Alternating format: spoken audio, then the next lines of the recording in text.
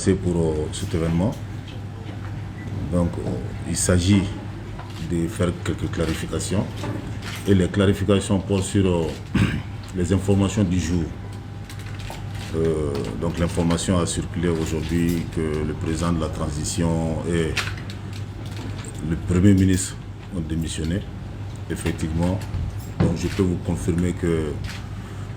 le président de la transition, M. Bandao, et le Premier ministre Mokhtar Wan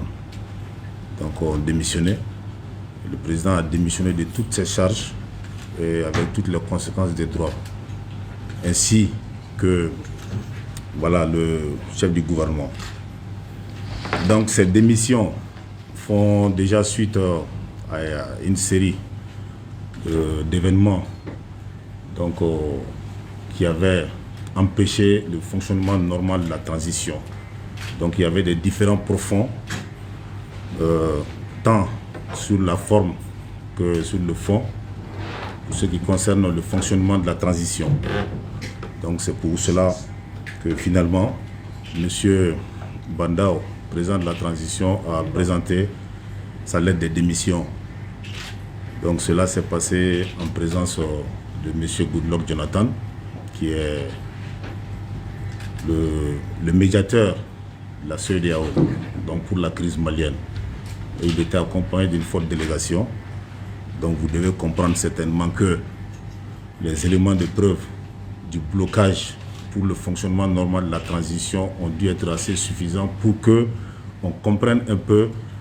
le sens de cette démission. Et sachez aussi que le vice-président de la transition avait tout mis en œuvre pour qu'on n'en arrive pas à ce niveau. Et malheureusement, à l'impossible nul n'étant tenu, il ne pouvait, en sa qualité de soldat, il ne pouvait que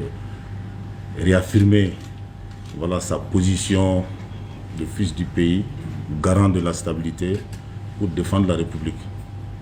Donc c'est la raison pour laquelle je vous ai appelé aujourd'hui, pour vous entretenir un peu de cette question-là. Donc c'est différent, entre autres, nous pouvons citer dans différents domaines, aussi bien défense, sécurité, gouvernance, que dans le sens de la gestion du pays. Le sens des différents blocages. Donc, pour ce qui concerne la défense et la sécurité,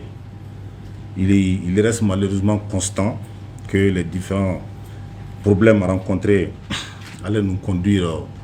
à l'effritement, dans un premier temps, de la cohésion au sein des forces de défense et de sécurité, pour la simple raison qu'il y avait eu, disons, des limogeages ou des changements abusifs. Et cela était de nature à jouer sur l'équilibre des forces. Nous avons tous remarqué que lors des événements, les forces armées de défense et de sécurité se sont solidarisées pour faire face à la cause nationale. Et aussi, cela allait avoir comme conséquence la démoralisation des troupes et une certaine rupture dans la chaîne de commandement. Étant donné que le maître mot pour le Mali,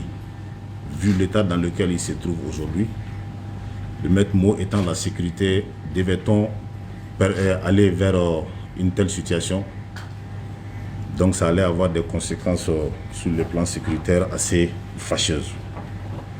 Et ça allait même concerner aussi une certaine rupture dans l'approvisionnement, disons, en termes de logistique, l'approvisionnement des opérations sur le terrain. Donc, sur le plan de la gouvernance, il faut aussi comprendre que le vice-président de la transition avait nourri l'ambition de faire l'audit de la loi d'orientation et de programmation militaire. Donc, cela s'est passé lors d'une séance du Conseil de défense. Il y a eu blocage à ce niveau. Un autre blocage était l'opposition du président de la transition à l'arrestation de certains dignitaires impliqués dans la mauvaise gestion financière et militaire du régime. Donc, aussi, si on avait tenu compte des de la conférence sociale, voilà, donc dont les conclusions auraient pu nous permettre d'éviter les grèves incessantes, même la grève finalement qui était illimitée de l'UNTEM à laquelle on a assisté, on ne serait plus dans ce cas.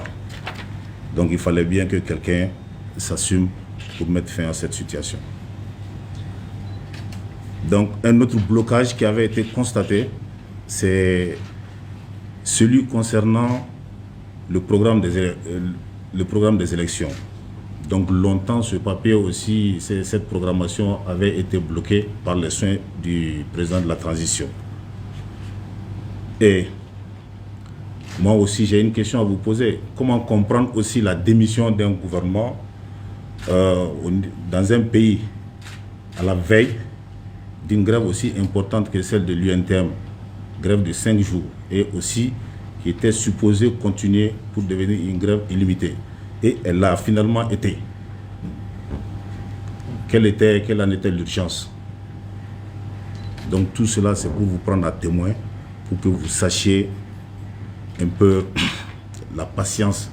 dont le vice-président a fait preuve face à tout ce système de blocage pour finalement s'assumer afin que le Mali sorte de l'ornière. Et heureusement, l'UNTEM a déjà compris un peu tout ce qui s'est passé. Il lui a été accordé une audience aujourd'hui, sinon l'UNTEM est venu, pour être clair, est venu dans le cadre d'une visite de courtoisie et féliciter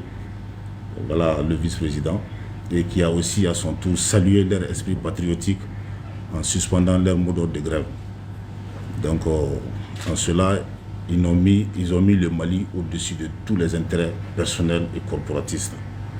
Qu'ils en soient salués ici. Donc, dans un autre domaine, on a constaté que la gestion de l'État par le Premier ministre était aussi assez problématique, car il a été constaté qu'il ne coordonnait pas assez et il n'a jamais tenu de séminaire gouvernemental. Et certains ministres s'en sont plaints à raison, parce qu'il fallait bien passer par là.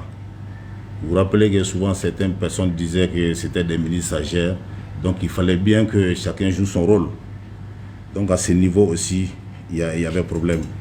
Et beaucoup se plaignaient d'une gestion clanique aussi du pouvoir par le Premier ministre. Et lequel Premier ministre aussi n'arrêtait pas de s'impliquer dans les questions électorales. Donc, entre autres, vous devez comprendre un peu la situation à laquelle nous étions face. Nous faisions face. On ne pouvait pas rester inactif. Et vous allez certainement me demander un peu la situation des personnes détenues qui doivent recouvrer leur liberté. Donc sachez qu'il n'y a aucun acharnement contre qui que ce soit. Ce sont ces faits évoqués qui nous ont conduits à une situation de blocage d'un État qui est déjà dans une situation assez difficile et dans laquelle situation on ne pouvait pas le laisser. Donc ces personnes, après la démission du président et du président de la transition et du Premier ministre, donc les personnes détenues vont recouvrer leur liberté, mais cela se fera de façon graduelle pour des raisons de sécurité, des raisons évidentes de sécurité. Donc c'était ça l'objet de mon invitation à votre endroit aujourd'hui, pour faire ces clarifications. Mais ce qu'il faudrait aussi savoir, en termes de derniers mots, je lance un appel aussi à la presse. Tenez compte de l'état du pays. Tenez compte de l'état du pays. Parce que quand je vois un peu la façon dont la toile est enflammée souvent, il y a vraiment des questions à se poser. C'est-à-dire, ne cédons pas à la tentation permanente du scoop, dire que j'ai été le premier à lancer. Faisons un effort maintenant de recoupement. Au niveau de tous les départements, il y a des structures de communication. Faites l'effort en tant que journaliste vraiment d'aller à la source principale pour pouvoir avoir des informations. Il ne sert à rien d'agiter l'opinion et pour qu'on se retrouve dans des situations d'intoxication, de désinformation. Et tout cela aura comme conséquence un certain déséquilibre sur la maîtrise des affaires publiques. Donc, c'est vrai qu'il y a d'autres qui ne sont pas du Mali, mais quoi qu'il en soit, je vous invite tous donc, à plus de prise de conscience. Cela n'est nullement péjoratif, mais c'est la situation qui me fait parler ainsi. Donc je compte beaucoup plus sur votre sagesse, sur votre compréhension de la situation difficile que nous vivons. Je vous remercie. Bon, maintenant, M. Rafo, bon,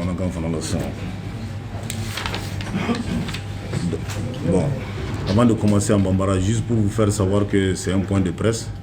donc c'est juste une clarification. Bon,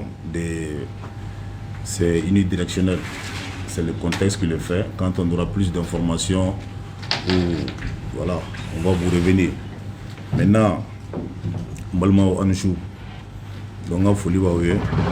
kadaka nous invité Hermina, voilà, à Chouega Djanfa Doni. Mais il y a un peu de temps à Kara Kune Kama.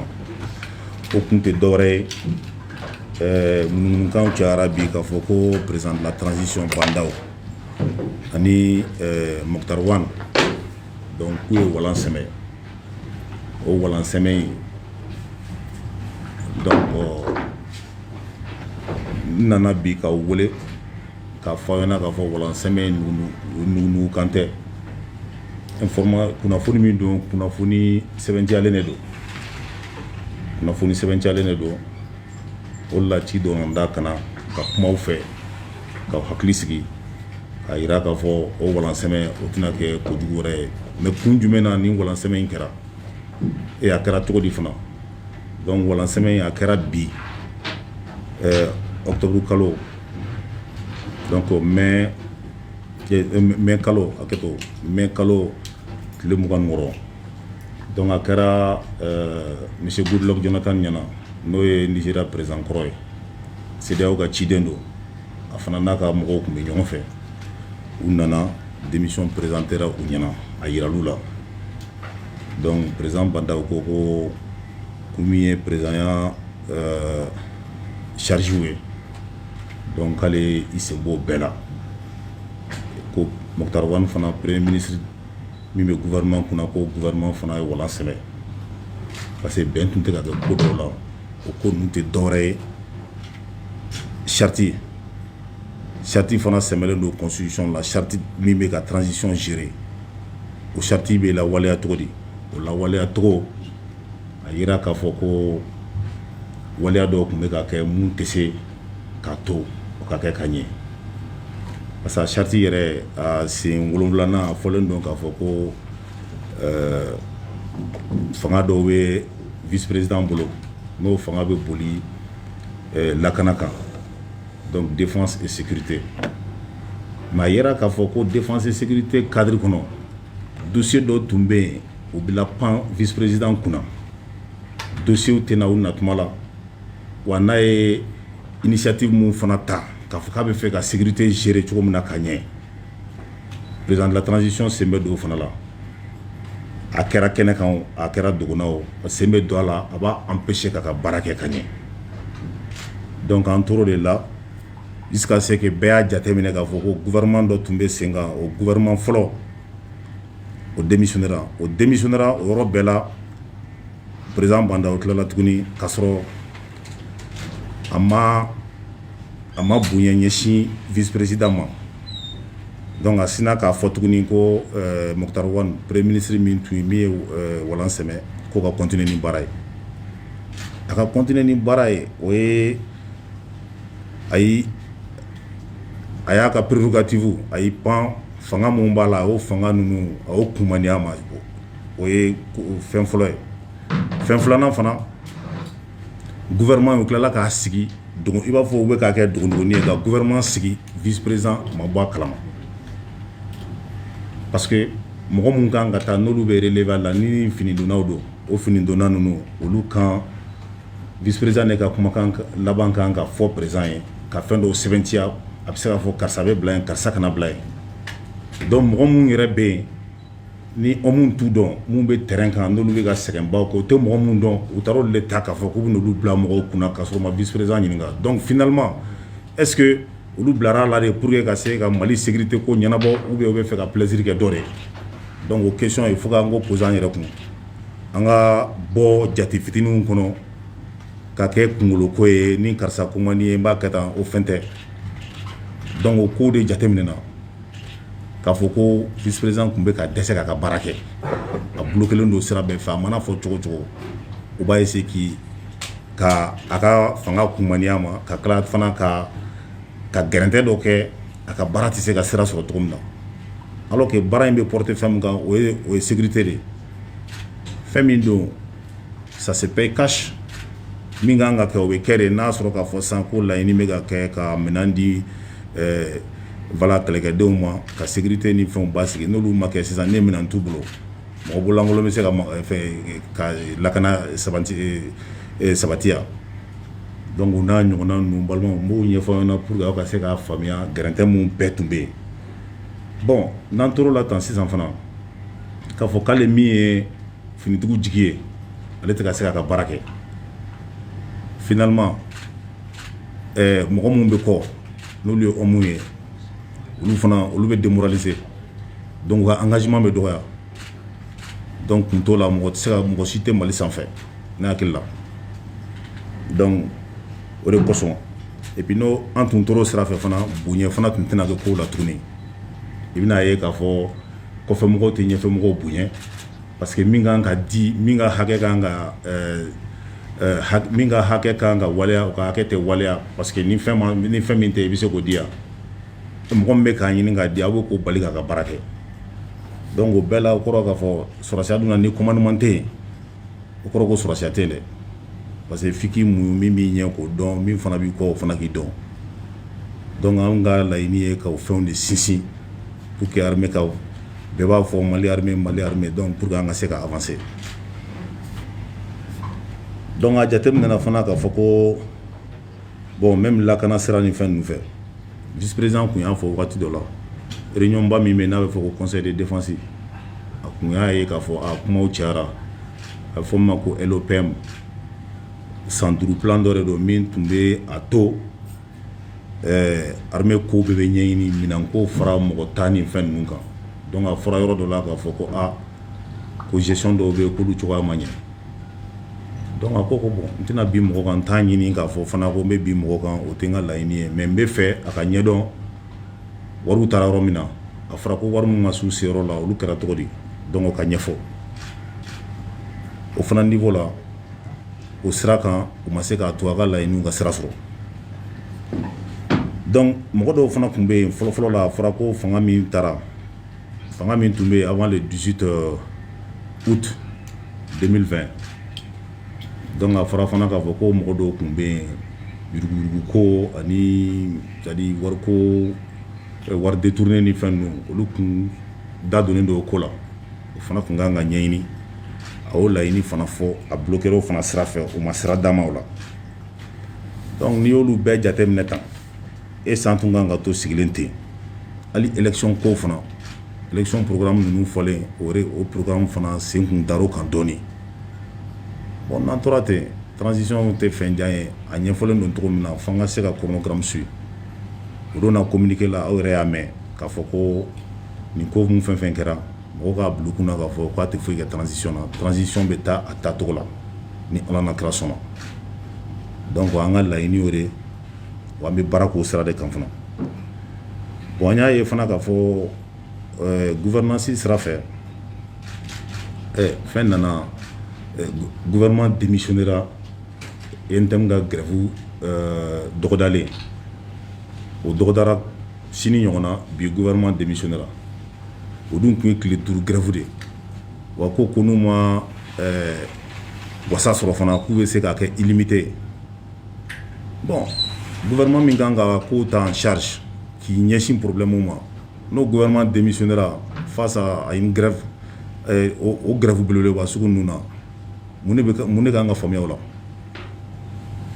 mun kan ka faamuya o la sisan donc o tɛ ka yɔrɔ langolonya pour que problème yɛrɛ kana gérer o bɛ gérer Mali économie kan a bɛ fɛn bɛɛ empêcher bon a bɛ ka ɲinɛ mun fana kɔ ça a des conséquences sécuritaires parce que sécurité fana bɛ alimenter voie mun fɛ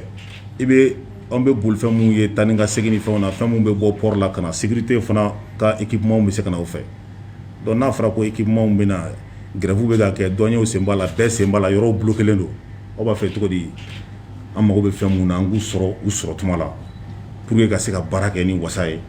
et puis ka population lakana donc o fana la a bɛ mɔgɔ a b'an bɛɛ pousser an ka hakili jagabɔ kɛ an k'an miiri k'a fɔ ko mun tun bɛ sen na mɔgɔ b'i yɛrɛ ɲininka finalement u tun bɛ Mali ko de la u bɛ mun wɛrɛ ko la bon a yera fana k'a fɔ ko même Moctar Wane a tun bɛ jamana gérer cogo min na o gestion fana tun man di mɔgɔw ye parce que a fɔra ko kɛrɛfɛmɔgɔw ka ko o tun b'a la donc kɛrɛfɛmɔgɔ ko ni fɛn ninnu i b'a fɔ k'a kɛ kunkolo ko ye bon ministres fana n'u bɛna don baara la sisan a bɛ fɔ fɛn dɔ ma séminaire gouvernemental k'a yir'u la k'a fɔ i ka baara cadre ye nin ye donc i b'a fɔ an bɛ mun fɔ sɔrɔ les limites gauche et droite fɛn caman bɛ yen i bɛ se k'a dɔn i ka baara bɛ cogo min na a kan ka yiriwa cogo min na donc o ma kɛ wa ministre dɔw fana y'a yira fana k'a ko ma diya olu ye bon a dun dɔnna a yira fana k'a fɔ k'u jo b'a la parce que u ka hakɛ de tun don donc n'i y'o ko ninnu jateminɛ sisan bon fɛn dɔ fana bɛ yen o ye élection ko kuma ye tari sen don ko premier ministre sen donna élection ko kuma fana la administration territoriale c'est vrai o bɛ dépend primature la mais o de ka prérogative don pour que k'a gérer a ka interférer o la i b'a fɔ k'i sen don fɛn na i man k'i sen don min na i kɛra cogo cogo a kun sen bɛ se ka don a la taalen ɲɛfɛ mais wagati dɔw bɛ yen i man k'i sen don o la parce que mun b'a dɔn olu de kan ka baara kɛ ka tila ka taa d'i ma donc o fana o jateminɛra donc point laban bɛ se ka kɛ mun ye sisan o ye mɔgɔ mun minɛlen don olu ka libération donc an b'a fɔ a ɲɛna k'a fɔ u yɛrɛ ka lakana kosɔn jamana lakana kosɔn u mɔgɔ si tɛ mɔgɔ contre la donc fanga tigi mun bɛ ka fanga exercer an tɛ mɔgɔ si contre la u minɛna kun mun na kun mun fɔra aw ɲɛna tan n'o nana ni blocage ye ni a tun bɛna kɛ magosa ye jamana ka jɔ finalement fɛnw ka ɲagami ko nana o sira de fɛ donc n'o banna ka ban u k'u yɛrɛ ye walan sɛmɛ u yɛrɛ ye a kɛra seerew ɲɛna donc an tɛ mɔgɔ si contre la min don sisan u bɛɛ bɛ n'u ka liberté sɔrɔ mais a bɛ kɛ progressivement donc au fur et à mesure donc balimaw n kun y'a wele bi ka nin de fɔ aw ye vice président tɔgɔ la pour que aw ka se ka faamuyali sɔrɔ ko dɔw la aw ka bila aw kunna fana k'a fɔ ko an tɛna fama ɲɔgɔn ma tuma o tuma ni nafa bɛ yen k'a fɔ ni information nafama bɛ yen yan'aw ka to k'a fɔ ŋunuŋunukan ka bugun an bɛ se ka wele bila aw ma an bɛ ɲɔgɔn lafaamuya wa aw si kana sikasika fana k'a fɔ ko n'i ye ne wele mun bɛ n dɔn détail olu b'a dɔn k'a fɔ ko n bɛ bɛɛ ka téléphone ta an bɛ fɛnw kɛ donc aw bɛ n wele ni information min bɛ yen an bɛ se ka a confirmer an bɛ bilasirali kɛ donc o de tun bɛ n fɛ k'a fɔ aw ye n balimaw aw ni ce aw ka déplacement na. Merci. Merci. Merci.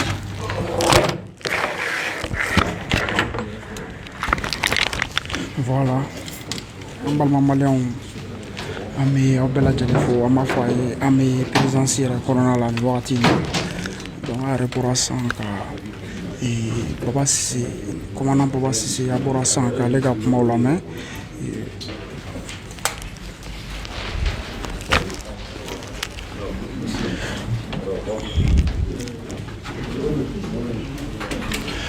voilà an balima maliyɛnw an b'aw bɛɛ lajɛlen fo an b'a fɔ a ye an bɛ présidence kɔnɔna la donc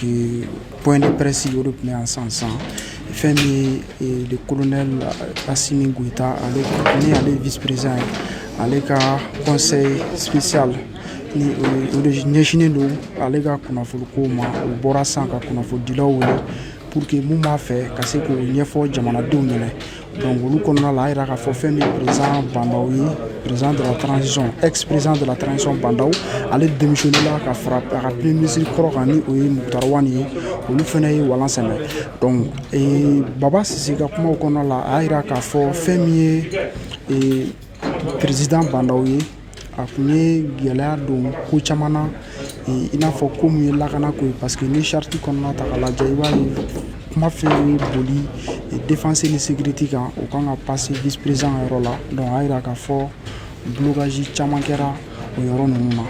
Donc o tɛmɛlen kɔ tuguni a ye fɛn caman fɔ fɛnɛ Mukutari Wani ka yɔrɔ la. Donc a yira nin wagati in na Bandaw kɔni ale démissionné la, Mukutari Wani o fɛnɛ démissionné la.